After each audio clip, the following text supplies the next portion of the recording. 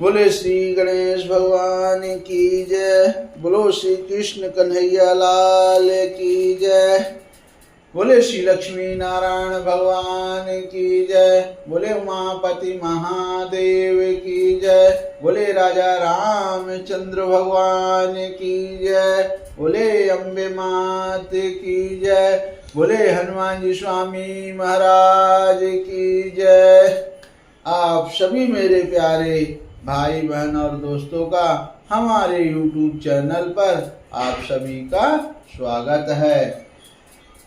जो भाई बहन पहली बार हमारे चैनल में आए हों, चैनल को सब्सक्राइब ना किए हों तो चैनल को जरूर से जरूर सब्सक्राइब करें और पूरा वीडियो देखें। बहुत अच्छी अच्छी कथा आपको यहाँ मिलेगी जो कहीं पर नहीं मिलती है और हम वो कथा पूरी शुरू से लास्ट तक सुनाते हैं। आज हम श्रीमद् भागवत महापुराण चतुर्थ स्कंध की कथा 21वां अध्याय की कथा सुनाएंगे।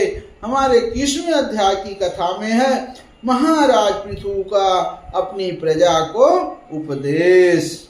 अब देखिए यहाँ पर महाराज पृथु अपनी प्रजा को क्या उपदेश देते हैं, वो कथा आपको सुनिए। अब श्री मैत्रेय जी कहते हैं, विदुर जी, उस समय महाराज पृथु का नगर सर्वत्र मोतियों की लड़ियों, फूलों की मालाओं, रंग बिरंगे वस्त्रों, सोने के दरवाजों और अत्यंत सुगंधित धूपों से सुशोभित था। उसकी गलियां, चौक और सड़कें चंदन और अरगजे के जल से सींच दी गई थी तथा उसे पुष्प, अक्षत, फल या अंकुर, खील और दीपक आदि मांगलिक द्रव्यों से सजाया गया था।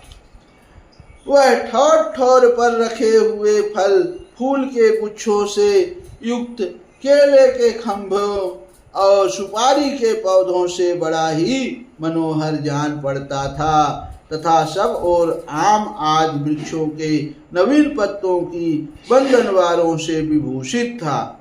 जब महाराज ने नगर में प्रवेश किया तब दीपक, उपहार और अनेक प्रकार की मांगलिक सामग्री लिए हुए प्रजाजनों ने तथा मनोहर कुंडलों से सुशोभित सुंदरी कन्याएं ने उनकी आगवानी की।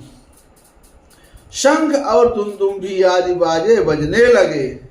ऋत्विजगण वेद ध्वनि करने लगे। बंदी जनों ने स्तुतिगान आरंभ कर दिया। उस समय देख और सुनकर भी उन्हें किसी प्रकार का अहंकार नहीं हुआ। इस प्रकार वीरवर पृथु ने राजमहल में प्रवेश किया।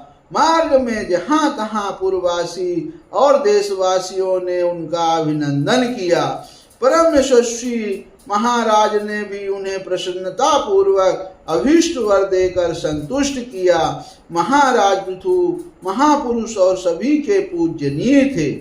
उन्होंने इसी प्रकार के अनेकों उदार कर्म करते हुए पृथ्वी का शासन किया और अंत में अपने विपुल यश का विस्तार कर भगवान का परम पद प्राप्त किया।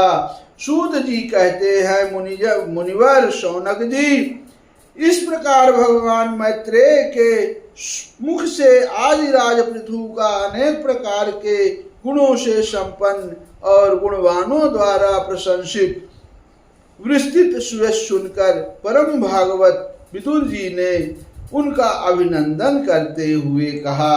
अब यहाँ विदुर जी कह रहे हैं कि ब्राह्मणों ने पृथु का अभिषेक किया। समस्त देवताओं ने उन्हें उपहार दिया। उन्होंने अपनी भुजाओं में वैष्णव तेज को धारण किया और उससे पृथ्वी का दोहन किया। उनके उस पराक्रम के उच्छिष्ट रूप विषय भोगों से ही आज भी संपूर्ण राजा तथा लोकपालों के सहित समस्त लोग इच्छा अनुसार जीवन निर्वाह करते हैं। भला ऐसा कौन समझदार होगा जो उनकी पवित्र कीर्ति सुनना न चाहेगा। अतः आप मुझे उनके कुछ और भी पवित्र चरित्र सुनाइए। अब यहाँ श्री मैत्रेय जी कहते हैं, साधु श्रेष्ठ विदुर जी, महाराज पृथु गंगा और यमुना के मध्यवर्ती देश में निवास कर अपने पुण्य कर्मों के क्षय की इच्छा से प्रारब्धवश प्राप्त हुए भोगों को ही भोगते हैं। ब्राह्मण वंश और भगवान के संबंधी विष्णु भक्तों को छोड़कर उनका सातों द्वीपों के सभी पुरुषों पर अखंड एवं अबाध शासन था। देखिए, पूरे पृथ्वी पर सभी द्वीप और सातों समुद्र पर महाराज पृथु राज्य करते थे। एक बार उन्होंने एक महासत्र की दीक्षा ली। उस समय वहां देवताओं, महर्षियों और राजर्षियों का बहुत बड़ा समाज एकत्र हुआ। उस समाज में महाराज पृथु ने उन्हें पूजनीय अतिथियों का यथायोग सत्कार किया और फिर उस सभा में नक्षत्र मंडल में चंद्रमा के समान खड़े हो गए। उनका शरीर ऊंचा, भुजाएं भरी और विशाल, रंग गोरा, नेत्र कमल के समान सुंदर और अरुण वर्ण, नसिका सुघड़, मुख मनोहर, स्वरूप सौम्य, ऊंचे कंधे और मुस्कान से युक्त, दंत पंक्ति सुंदर थी। उनकी छाती चौड़ी, कमर का पिछला भाग स्थूल और उदर पीपल के पत्ते के समान सुडौल तथा बल पड़े हुए होने से और भी सुंदर जान पड़ता था। नाभि भंवर के समान गंभीर थी, शरीर तेजस्वी था, जंघाएं स्वर्ण के समान दैदीप्यमान थी तथा पैरों के पंजे उभरे हुए थे। उनके बाल बारीक, घुंघराले, काले और चिकने थे। गर्दन शंख के समान उतार चढ़ाव वाली तथा रेखाओं से युक्त थी और वे उत्तम बहुमूल्य धोती पहने और वैसी ही चादर ओढ़े थे। दीक्षा के नियमानुसार उन्होंने समस्त आभूषण उतार दिए थे। इसी से उनके शरीर के अंग प्रत्यंग की शोभा अपने स्वाभाविक रूप में स्पष्ट झलक रही थी। वे शरीर पर कृष्ण मृग का चर्म और हाथों में कुशा धारण किए हुए थे। इससे उनके शरीर की कांति और भी बढ़ गई थी। वे अपने सारे नित्य कृत्य यथाविधि संपन्न कर चुके थे। अब राजा पृथु ने मानो सारी सभा को हर्ष से सराबोर करते हुए अपने शीतल एवं स्नेहपूर्ण नेत्रों से चारों ओर देखा और फिर अपना भाषण प्रारंभ किया। उनका भाषण अत्यंत सुंदर, विचित्र पदों से युक्त, स्पष्ट, मधुर, गंभीर एवं निशंक था। मानो उस समय वे सबका उपहार करने के लिए अपने अनुभव का ही अनुवाद कर रहे थे। दोस्तों, कथा बहुत सुंदर है, आप पूरी कथा सुनिएगा। अब राजा पृथु ने कहा, सज्जनों, आपका कल्याण हो।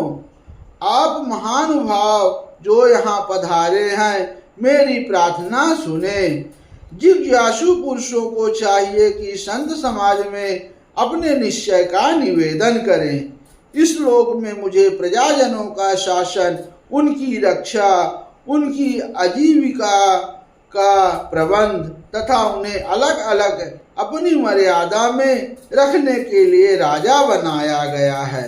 अतः इनका यथावत पालन करने से मुझे उन्हीं मनोरथ पूर्ण करने वाले लोगों की प्राप्ति होनी चाहिए जो वेदवादी मुनियों के मतानुसार संपूर्ण कर्मों के साक्षी श्री हरि के प्रसन्न होने पर मिलते हैं। जो राजा प्रजा को धर्म मार्ग की शिक्षा ना देकर केवल उससे कर वसूल करने में लगा रहता है, वह केवल प्रजा के पाप का ही भागी होता है और अपने ऐश्वर्य से हाथ धो बैठता है। अतः प्रिय प्रजाजन, आपने इस राजा का परलोक में हित करने के लिए आप लोग परस्पर दोष दृष्टि छोड़कर हृदय से भगवान को याद रखते हुए अपने अपने कर्तव्य का पालन करते रहिए, क्योंकि आपका स्वार्थ भी इसी में है और इस प्रकार मुझ पर भी आपका बड़ा अनुग्रह होगा। अब विशुद्ध चित्त देवता, पितर और महर्षिगण, आप भी मेरी इस प्रार्थना का अनुमोदन कीजिए, क्योंकि कोई भी कर्म हो, मरने के अनंतर उसके कर्ता, उपदेष्टा और समर्थक को उसका समान फल मिलता है। माननीय सज्जनों, किन्हीं श्रेष्ठ महानुभावों के मत में तो कर्मों का फल देने वाले भगवान यज्ञपति ही है, क्योंकि यह लोक और परलोक दोनों ही जगह कोई कोई शरीर बड़े तेजोमय देखे जाते हैं।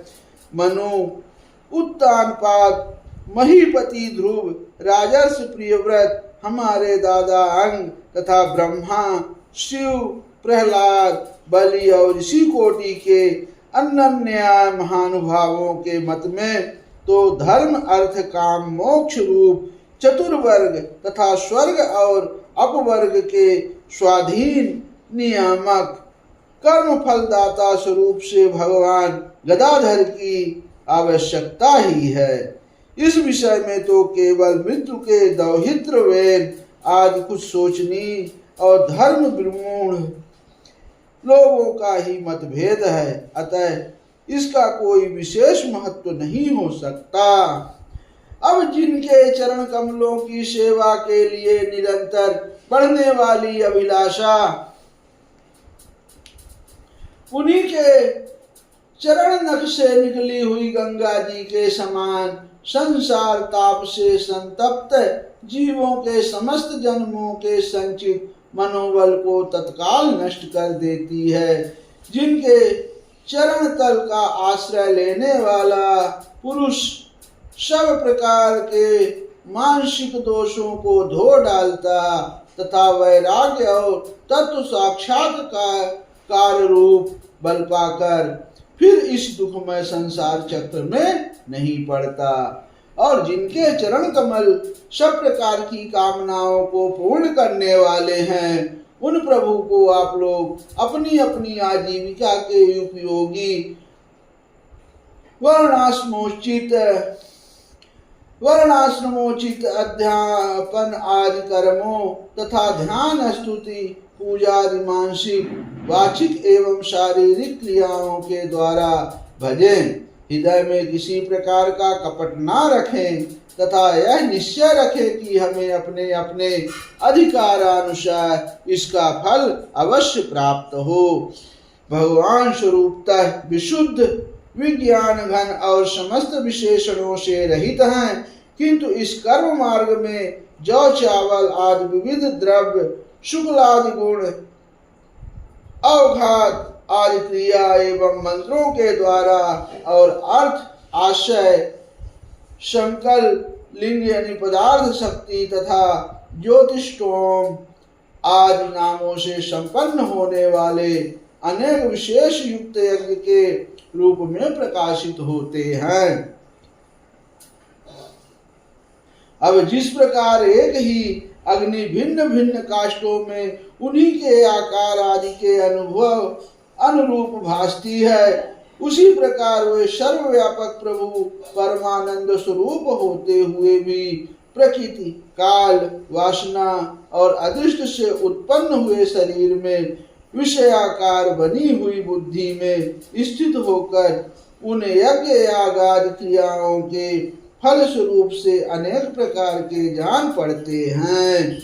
अहो, इस पृथ्वी तल पर मेरे जो प्रजाजन यज्ञ भोक्ताओं के अधीश्वर सर्वगुरु श्री हरि का एक निष्ठा भाव से अपने अपने धर्मों के द्वारा निरंतर पूजन करते हैं, वे मुझ पर बड़ी कृपा करते हैं। सहनशीलता, तपस्या और ज्ञान इन विशिष्ट विभूतियों के कारण वैष्णव और ब्राह्मणों के वंश स्वभावतः ही उज्जवल होते हैं। उन पर राजकुल का तेज, धन, ऐश्वर्य आदि समृद्धियों के कारण अपना प्रभाव ना डाले। बहुत सुंदर। अब ब्रह्मादि समस्त महापुरुषों में अग्रगण